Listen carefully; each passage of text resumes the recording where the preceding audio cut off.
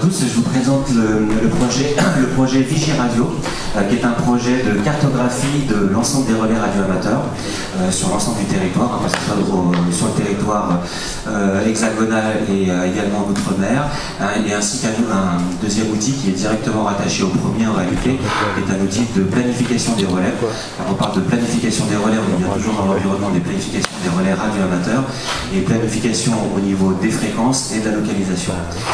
Si on est tous les deux aujourd'hui présents pour vous présenter ce projet, c'est un projet sur lequel on a travaillé en amont avec d'autres radioamateurs. Donc, vous trouverez la liste ici. On a eu aussi différents contributeurs au niveau des datas, et puis vous trouverez les différents contributeurs qui ont participé lors du hackathon. Comme beaucoup d'entre nous, on a été choqués, extrêmement surpris par la force dévastatrice de l'ouragan Irma. Et le 7 septembre 2017 au matin, quand je me suis réveillé, en tant que radioamateur, je me suis trouvé un peu bête en fait. Bête par rapport à la situation qu'avaient connue nos collègues dans les Antilles, de Saint-Martin et de Saint-Barthélemy, et bête parce que je me suis demandé qu'est-ce que je peux faire en tant que radioamateur, comment est-ce que je peux aider, et cette frustration a cessé de grandir au fur et à mesure des jours qui ont suivi Irma, puisqu'en fait on a été confronté à un blackout radio qui a duré 3 jours, entre 3 et 4 jours, et pour nous en tant que radioamateurs, nous dire que c'est impossible de passer des communications, c'est quelque chose qui nous heurte, encore plus, je dirais que les populations qui ont été effectivement durement touchées aussi par cette absence de communication.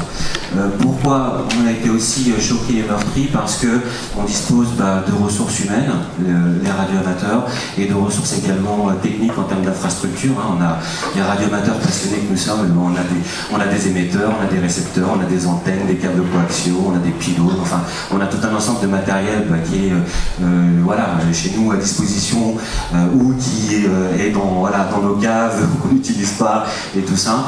Et le premier constat que je me suis fait, c'est effectivement de me dire la première information qu'on a besoin dans une situation d'urgence et de catastrophe comme celle-ci, c'est de pouvoir identifier, mais même dès les premières minutes, en réalité dès les premières heures, d'identifier quels sont les relais radioamateurs qui sont encore debout. L'idée, c'est de savoir quels sont les relais qu'on peut encore utiliser, et donc les relais dont on peut aussi indiquer les informations à ce que j'appelle les primo-intervenants, c'est-à-dire les premières personnes qui vont intervenir sur site pour venir aider la population. Notre rôle en réalité, c'est avant tout de venir aider ceux qui viennent aider. La deuxième question à laquelle on a été confronté, c'est très bien, nos relais radioamateurs sont tombés, ils sont down, ils ne marchent plus. Eh bien, où est-ce qu'on doit, comment déterminer, là aussi très rapidement, à quel endroit installer des nouveaux relais et des relais temporaires pour permettre, toujours dans cette logique, aux primo-intervenants, donc les pompiers, la police, la gendarmerie, les secouristes, pour les aider à remettre en place leur service de communication et tout simplement les aider à faire circuler l'information d'un bout à l'autre des lignes, parce que ces outils de communication permettent bien entendu d'organiser les secours, de mutualiser aussi les efforts et de pouvoir déterminer où intervenir en priorité. C'est de ce constat que ce projet a été monté pour offrir une première application web, une application qui est un outil d'information sur l'état des relais radioamateurs. Typiquement, ce qui nous intéresse et ce qui nous aurait intéressé d'avoir lors d'Irma, c'est de savoir où est-ce que se trouvent nos relais sur l'île de Saint-Martin. Alors en l'occurrence aujourd'hui, on n'a pas de relais radioamateurs à Saint-Martin. Mais dans le cas d'hypothèse, si on en avait eu plusieurs ou si on est sur d'autres territoires, eh bien, c'est de voir quels sont les relais qui fonctionnent, Quels sont les relais qui fonctionnent? Ok, celui-ci il est en vert, très bien. On avait un deuxième relais qui était plus au nord de l'île, celui-là il est en rouge, il ne fonctionne pas.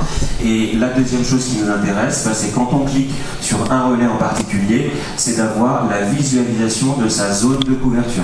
Ce qui nous intéresse, c'est de voir quelle est la portée d'un relais radio-amateur pour pouvoir ensuite couvrir une deuxième zone. Donc c'est le premier outil sur lequel on a travaillé durant ce hackathon. Je vais vous montrer comment est-ce qu'on est arrivé, quels sont les process et les données nécessaires pour arriver à la mise en place de cet outil en version finalisée.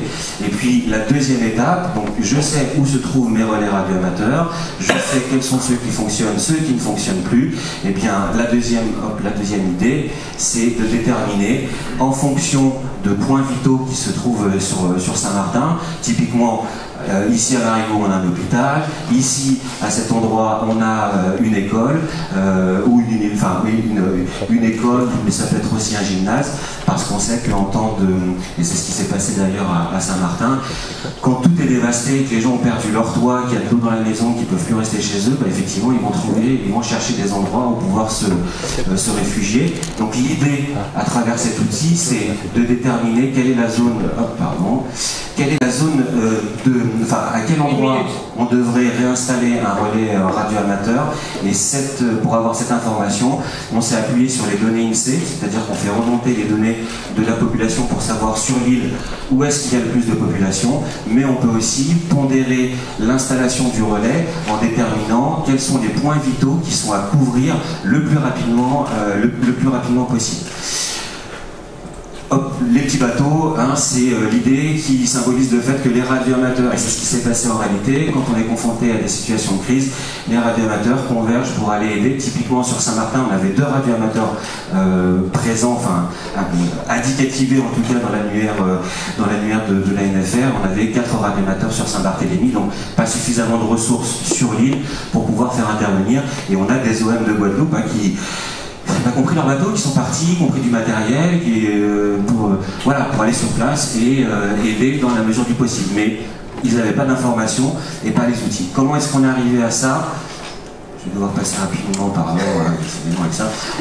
D'abord, on a collecté l'ensemble des informations et on s'est appuyé sur environ 6 fichiers.